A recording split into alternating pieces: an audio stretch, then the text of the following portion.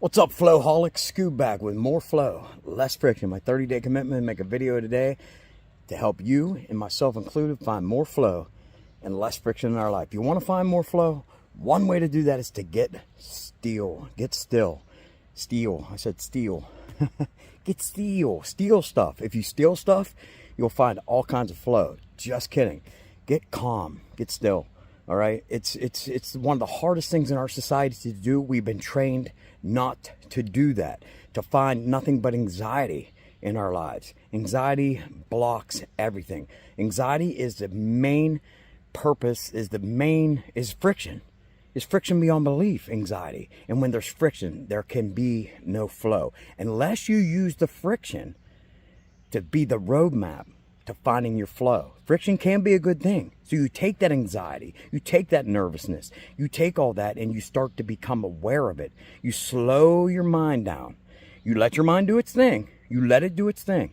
You do not try to stop it. You can't stop your mind. Its job is to divide and multiply.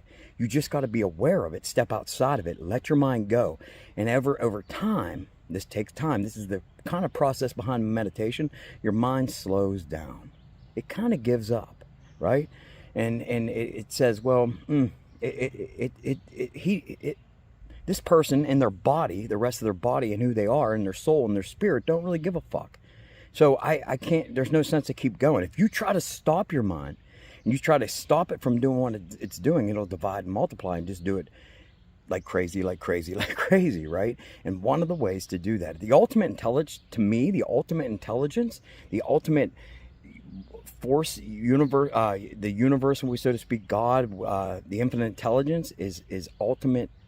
He's in ultimate still, being so still, where you can, it's the most calm, peaceful thing you could ever experience, and you can get there yourself as a human being. But you have to get still first, and you can do that through breath, through meditation, through letting your mind just go, and over time it will start to slow itself down, right? And when you get to that level, all kinds of flow will start to come out of you. Not under anxiety, under duress and stress, it will not. Guaranteed. So take times and be aware of it, which all you can do right now is get aware of it. You can't stop and change it in a 360 right now. You just first become aware of it. That's what some of these videos are about. And once you're aware of it, now you can start to change it. Remember, you're not this body and you're not this mind. You're not this body and you're not this mind. It's not really who you are. You're not that at all. Okay? And if you breathe through that, I'm not this body, I'm not this mind, and you do that for a great program I've done is 21 days of that, of just sitting still. I'm not this body, I'm not this mind.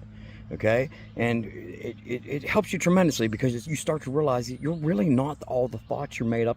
You're not all your thoughts, and you're not what you feel in this body. You're really not that. You are, but you aren't. That'll make sense if you do it.